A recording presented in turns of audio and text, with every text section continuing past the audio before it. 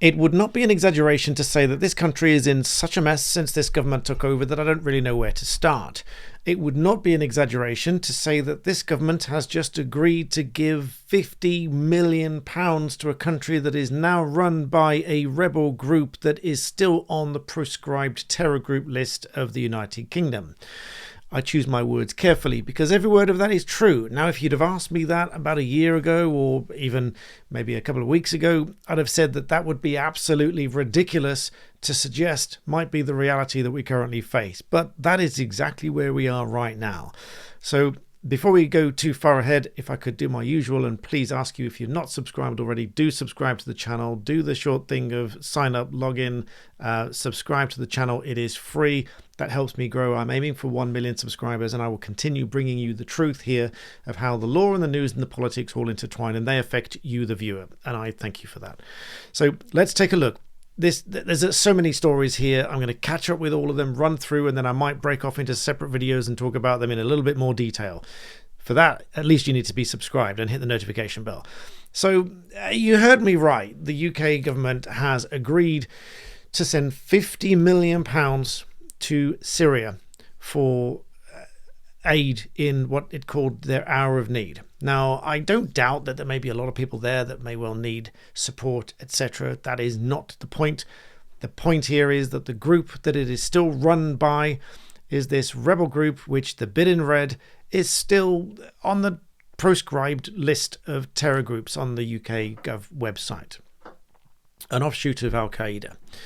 Set in 2001. Okay, that may be a bit out of date, and these were added a bit later, but it may be a bit out of date, but it's still on there and they haven't removed it, and so it's not been removed as yet, and they've not made that decision. They do say, to give you both sides of this coin, as I usually do, they do say that they are looking for diplomatic solutions, and they're looking to have made diplomatic contact with this group. Such as it is, how you make diplomatic contact with a rebel group, I'm not quite sure, but that is what is reported. So hopefully that is better than it originally sounded. But dare I say, we have David Lammy at the helm of all of that, saying that the UK has made this contact and announced this £50 million of humanitarian aid. Now, I would certainly like to think that that is going to be tightly controlled and not just handed over and wired the money across into a named bank account. I don't think it'd be that simple. I certainly hope not. But they do say that part of this aid is going to go to chemical weapons inspectors working in Syria with the aim of removing those from use, looking at the stockpiles, securing them, making sure that they're not used and so on. But I do recall, and I had to gasp at the phrase where they said they were asking them to please, behave once they'd taken control of Syria. So hopefully that's going to work out okay, but who knows? They do say that they are using all available channels for diplomatic and the course of intelligence-led channels, that they seek to deal with them where they have to. So who knows really how that's going to work out? But as it stands, they are still on that list. The objection, obviously, is if they are finding this money to send out in aid, why can we not take care of people in the UK first? Legitimate questions need answers. In other news, you'll remember that I talked about Surrey running out of space for children's places at school because of the move from what seems to be 2,400 children that need spaces in those schools. And none of them, it would seem, have places in years 9, 10 or 11. That was from this post here. Shows that in Woking and Surrey, there are no places, at least in Woking in year 7, and in either area, years 9, 10 and 11. No spaces available. But not only that, we now also have Eton, of all places, which is £63,000 a year for a place at that school, have now said that they are cutting the hardship budget from 9.7 million to 8.6 million. And they are reducing the number of pupils awarded the full fee waivers from more than 100 to 70. So they are cutting drastically the number of spaces available drastically the budget available, because they are obviously meeting extra costs and they are looking to take care of those that are paying at the school and all the rest of it. So they have this VAT levy. So this is clearly a direct effect upon schools right up to and including Eton. So this VAT school levy is very much affecting a vast number of people. However much they want to deny it, this is the stark reality. Meanwhile, Keir Starmer's reputation has taken a bashing. The Mail Online says that Keir Starmer is now rated the worst Prime Minister in modern history after 5 months in the job, according to their poll.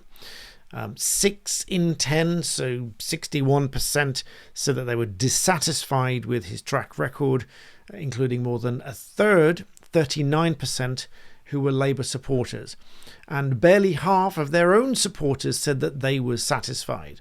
So this is a damning reflection upon everything that's happening so far. The buck stops at the top and the buck stops with him. In further news, Yvette Cooper has refused to set a timetable for when small boat arrivals are going to be reduced, but did admit that the current levels are far too high. Now, you'll recall that I updated you on 609 arriving by a single boat. And then I even found an image for you to show you just how many fit on there. I think we counted 61 in this image, and that wasn't counting any of the dark spaces here that I couldn't be certain there was any more. But 609, that was on the 12th of December, just a few days ago. Since then, we've had reasonably good weather, so we've had a further 5 boats on the 13th.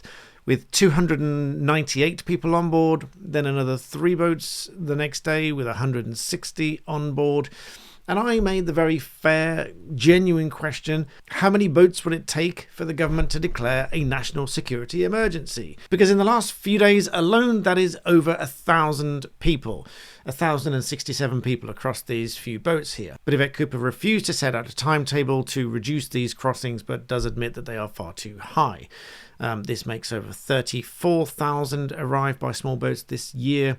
But despite all of the surface agreement that this is a problem, when asked about the figures, she said that you are right, that these levels are far too high. This is dangerous, what's happening. So, of course, we want to continue the progress. Of course, we want to see that the boat crossings come down as rapidly as possible. She said, what we're not going to do is deal with this by slogans. Rishi Sunak said he'd stop the boats in a year. But let's be honest, if they were to physically stop them and return them to France safely and just say to France, well, they came from France, they have to come back. I know that there are legal implications in that, but you're just going to have to accept it. If they did that with just a few, I know that this would have to be decided as a matter of legal principle by the government, and it can't be decided by somebody like me, of course. But if they were to decide that and they were to do that, I think they would stop pretty much overnight. I think that would be a perfectly sensible, logical, pragmatic solution. Take the boats back to France and say to France, well, very sorry and all with all the disagreements that we've had over this, but we need to bring them back. And that's where they came from, and that's the end of the matter. And I think they would stop. I genuinely do. Now, this is, again, it's not to say that there's anything held against the people that need genuine assistance, but they were safe in France. This is just a perfectly pragmatic and safe solution. And it would be safe if it did actually stop the boats coming, because it would prevent them from putting their lives at risk, because we know that many of them have put their lives at risk, and we know that some of them sadly have lost their lives. So if they did stop, this would prevent that from happening.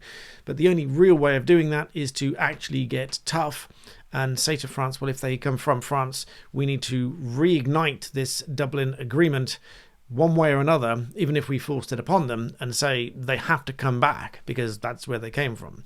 That is just a pragmatic solution that I can see. But obviously, that's not for me to decide. That's not for you, the viewer, to decide. That's for this government to decide. And it appears to me that that's not going to happen. So they're not setting any targets. It says here, no targets. They refuse to set any targets to reduce legal or illegal migration, despite putting numbers on the commitments and the policy in such areas such as housing and so on. So this is just going to continue putting pressure on the housing, putting pressure on the NHS, putting pressure everywhere else, instead of taking this rather brutal approach of say to France, we have to bring them back. That's where they came from. Let's bring them back to you. In other news of failures, the Telegraph reports that Rachel Reeves' inheritance tax raid is actually likely to cost more than it makes. Now, in short, this inheritance tax rate on family businesses and farms and everything else is set to raise something in the region of £1.3 billion in extra inheritance tax revenue that she hopes to make here. However, because of the drop in investment and the hit to businesses, and so it's going to hit jobs, it's going to hit investment, it's going to hit production. People are going to close factories, move them elsewhere, move production elsewhere, move jobs elsewhere, etc., and not invest in the UK where they otherwise might have done. The drop in investment, the drop in jobs, everything else. Analysts and proper economists now say that they estimate that it's going to cost 125,000 jobs as a result of all these measures. And the overall loss in economic activity is going to lead to £2.6 billion reduction in income from taxes. For example, the corporation tax, income tax, and national insurance tax, and all the other taxes that the government want to collect from these businesses by hitting them harder with these taxes. They're simply going to not invest in the UK. They're going to move jobs elsewhere. And this is going to lead to, they estimate, best guess, £2.6 billion. So actually, the offset from that is, despite the increase in tax collection that they want of 1.38 billion, they're going to be in a net worse position of 1.26 billion than where we were to begin with.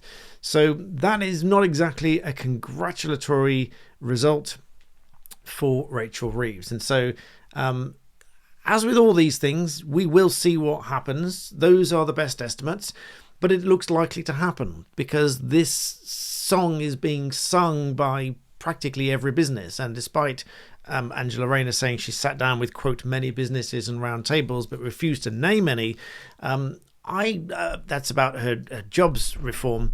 I really don't think that this is going to be any different across the board. I don't think any serious business is going to be pleased about any of these changes across the board. And so, frankly, I can see the logic in that. I can see the logic in the drop in investment, the drop in production, the drop in jobs and everything else.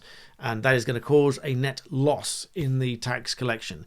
And so the only thing I can really see is that this is all just going to unfold and self-implode, really. It's all going to prove, as they say, the proof is in the pudding. It's going to show whether or not it works or not. And I think not. But we will wait and see. So that's a bit of a roundup. The one that took the biscuit for me was sending £50 million to a country that is now run by a rebel group that is still on this list, and they just haven't removed it.